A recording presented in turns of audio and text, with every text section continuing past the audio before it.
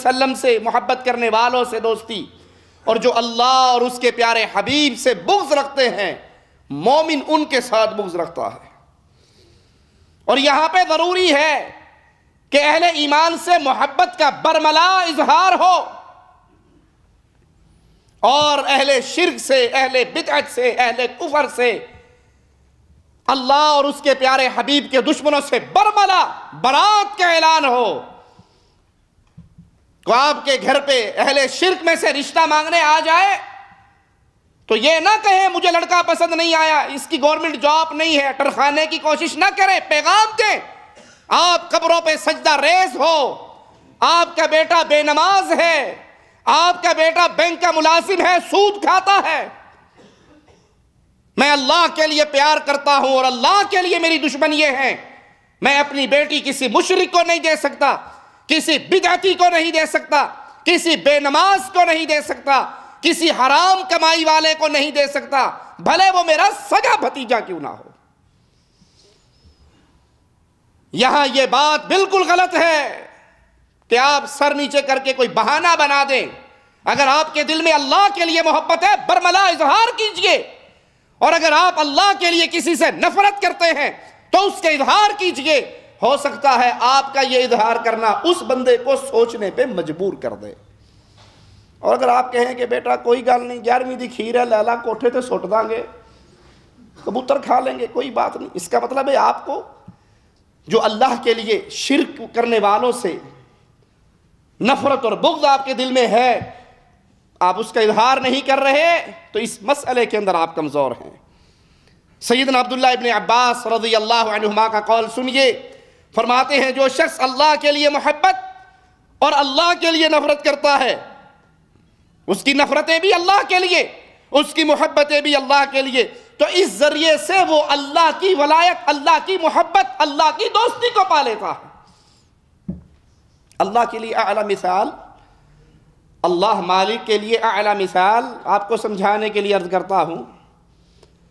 آپ اپنے کسی دوست کے پاس جائیں اور کہیں فلاں آدمی سے آپ کی دشمنی ہے، میری تو کوئی دشمنی نہیں ہے، اس سے آپ کی دشمنی ہے، لیکن چونکہ میں آپ کا دوست ہوں تو میں اعلان کرتا ہوں جو آپ کا دشمن وہ میرا دشمن، جو آپ کا دوست وہ میرا دوست۔ کیا خیال ہے اس انسان کے دل میں آپ کا مقام بلند نہیں ہو جائے گا؟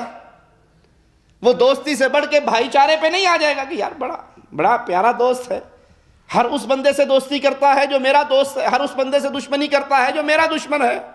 مالک کے لیے اعلیٰ مثال، جب آپ کی محبت کی بنیاد اللہ مالک کی محبت ہوگی، آپ کی نفرت کی بنیاد اللہ کے لیے نفرت ہوگی، تو یہ نیکی اتنی بڑی نیکی ہے کہ انسان کو جب یہ نیکی کی توفیق مل جاتی ہے وہ اللہ کا ولی بن جاتا ہے، وہ اللہ کا پیارا بن جاتا ہے۔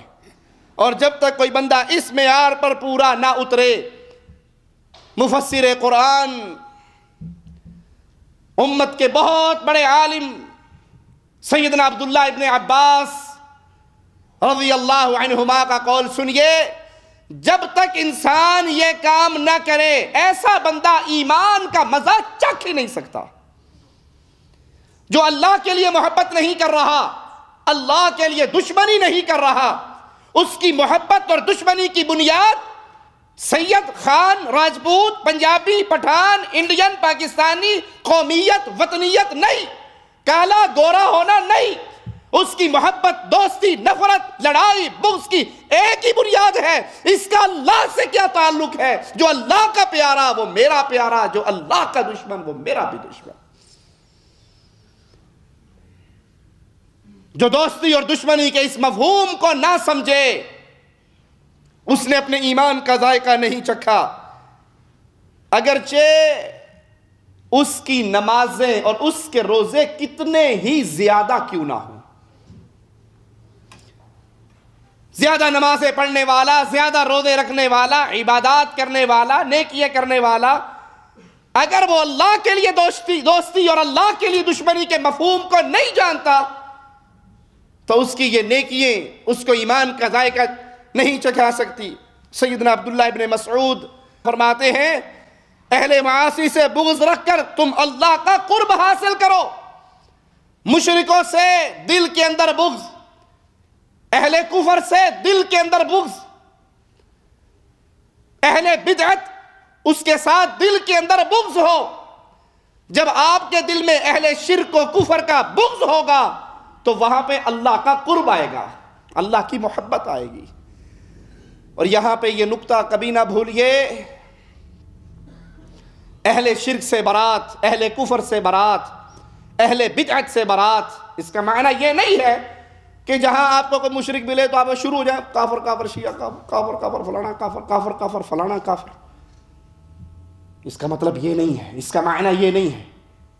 آپ کو کوئی یہودی ملے، آپ کو کوئی عیسائی ملے، آپ کو کوئی ہندو ملے، آپ کو بت مت ملے، کوئی کافر ملے، یا اسلام کے نام پہ پلنے والے اہل شرک ملے، آپ کے چہرے پہ مسکراہٹ ہو، آپ کا اخلاق انتہائی اعلیٰ ہو، آپ کا انداز بہت پیارا ہو، آپ اس کو اپنے گھر بلائیں، کھانا کھلائیں، دودھ پلائیں، خدمت کریں، اور اس ساری محنت کے پیچھے کہانی یہ ہو کسی طرح یہ کلمہ پڑھ لیں، کسی طرح یہ مسلمان ہو جائے. یہ نہیں ہے کہ جہاں وہ ملے آپ اس کو موٹا مار کے جائیں، اس کو گالی دے کر جائیں، اس کو پتھر مار کے جائیں، اس کے ساتھ بدتمیزی کریں، اس کے ساتھ زبان درازی کریں. یہ اسلام نہیں ہے.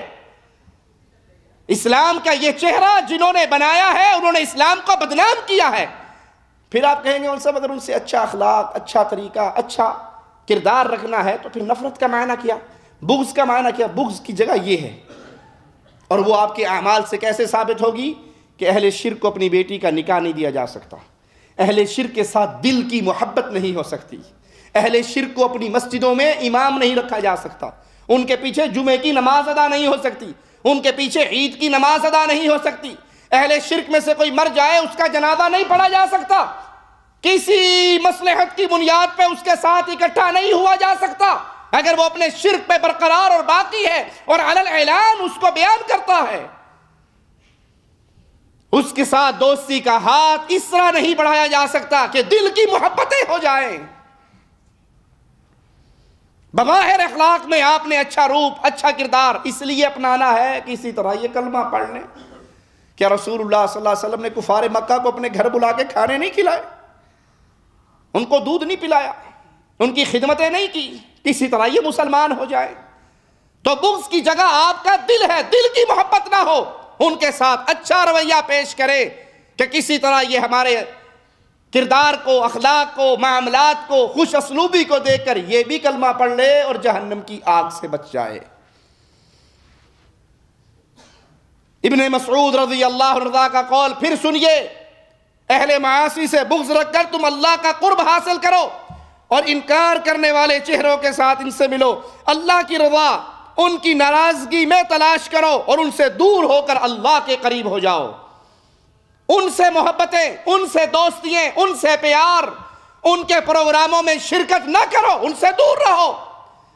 یہ نہیں کہ اب 25 دسمبر آیا ہے تو مولوی صاحب کیک کاٹنے کے لیے ساہیوال کے چرچ میں چلے جائیں یا خانے وال کے چرچ میں چلے جائیں اور وہاں کھڑے ہو کے مولوی بھی کیک کاٹے اور عیسائی پادری کو بھی صلیب لٹکا کے اپنے ساتھ کھڑا کر لے، یا منہاج القرآن لاہور کے اندر قادری صاحب ملتان کے پادریوں کو بلا کے اس کے جمگھٹے میں کھڑا ہو کے کیک کاٹ لے. یہ اسلام نہیں ہے.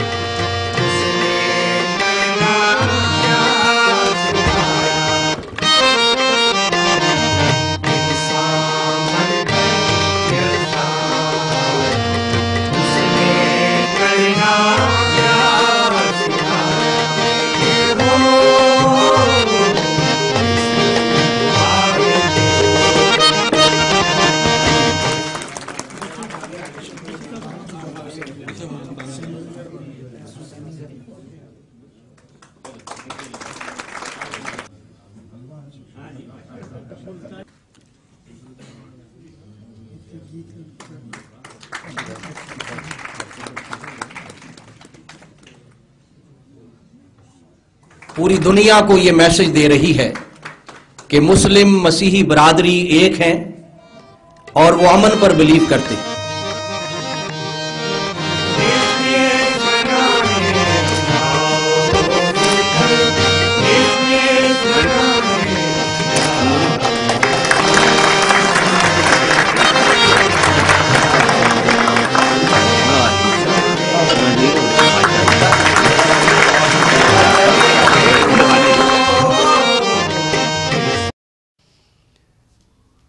نے کرسمس کے فنکشن کو اٹینڈ کیا، اس کا معنی یہ نکلا آپ نے تسلیم کر لیا کہ عیسائیوں کا عقیدہ ٹھیک ہے، عیسیٰ اللہ کا بیٹا ہے۔ وہ تو اسی کی پیدائش کا منا رہے ہیں نا دن، اور ان کے ہاں عقیدہ کیا ہے کہ عیسیٰ اللہ کے رسول نہیں ہے، عیسیٰ اللہ کا بیٹا ہے۔ آپ بھی اگر خانے وال کے چرچ میں کھڑے ہو کے کیک کاٹ رہے ہو یا ساہیوال کے چرچ میں کھڑے ہو کے کیک کاٹ رہے ہو تو یاد کرو آپ کی بدعقیدگی کے لیے یہی کافی ہے کہ آپ نے اس کو تسلیم کر لیا کہ یہ واقعی اللہ کا بیٹا ہے۔ ایمان کہاں پلے رہا؟ ابن مسعود رضی اللہ عنہ کا قول روشنی کا مینارہ ہے اہل ایمان اور اہل توحید کے لیے۔ نیک اعمال کی حفاظت کے لیے ضروری ہے کہ انسان لوگوں کے حقوق اچھے طریقے سے ادا کرے، ان کے ساتھ اچھے اخلاق سے پیش آئے، اچھے کردار سے پیش آئے، چہرے پہ مسکراہٹ رکھے، کسی پہ ظلم نہ کرے، کسی کو زیادتی کا نشانہ نہ بنائے، وگرنہ یہ سارے اعمال برباد ہو جائیں گے اس ایک گناہ کی وجہ سے۔ رسول اللہ صلی اللہ علیہ وسلم کا فرمان سنیے، اور صحیح مسلم کے اندر پیارے حبیب علیہ الصلوۃ والسلام کی یہ حدیث موجود ہے۔ آپ نے اپنے اصحاب سے پوچھا مفلس کون ہے؟ صحابہ نے کہا یا رسول اللہ صلی اللہ علیہ وسلم مفلس تو وہ ہوتا ہے جس کی جیب خالی ہو، جس کے پاس درہم و دینار نہ ہو۔ فرمایا نہیں، یہ مفلس نہیں۔ کہا پھر اور مفلس کون ہے؟ کہا مفلس تو وہ شخص ہے جو قیامت کے دن آئے گا، حدیث کو ذرا غور سے سنیے گا، قیامت کے دن آئے گا، نیکیوں کے انبار ہوں گے، جہاں اس کے پاس نیکیاں ہوں گی وہاں اس کے ساتھ کچھ لوگ اس کے سامنے مالک کے دربار میں سوالی بھی بن کر آئیں گے۔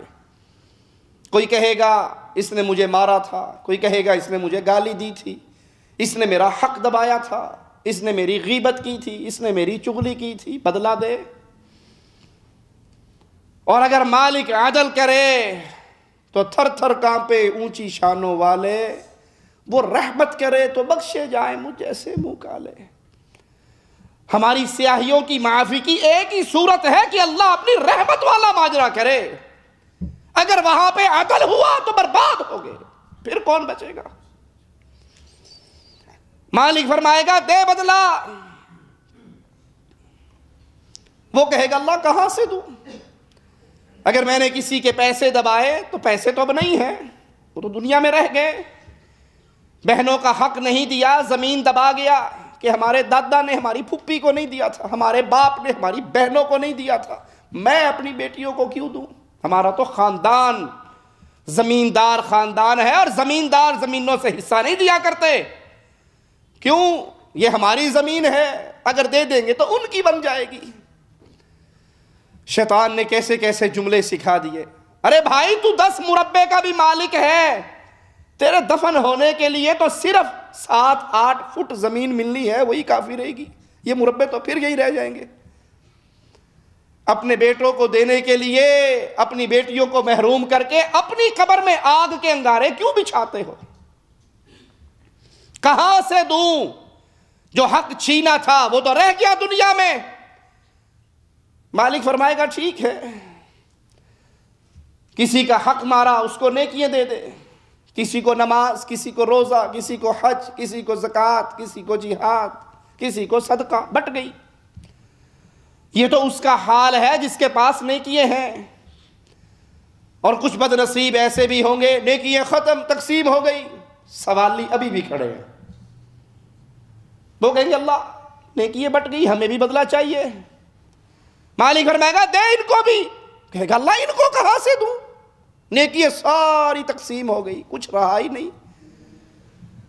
مالک فرمائے گا گناہ انہوں نے کیے، وہ گناہ تیرے سر پہ لاد دیے جائیں گے، یہ گناہوں سے صاف ہو کر گناہگار جنت میں، یہ نیکی کرنے والا نیکییں بٹوا کر مظلوموں کا گناہ اٹھا کر جہنم میں پہنچ جائے گا۔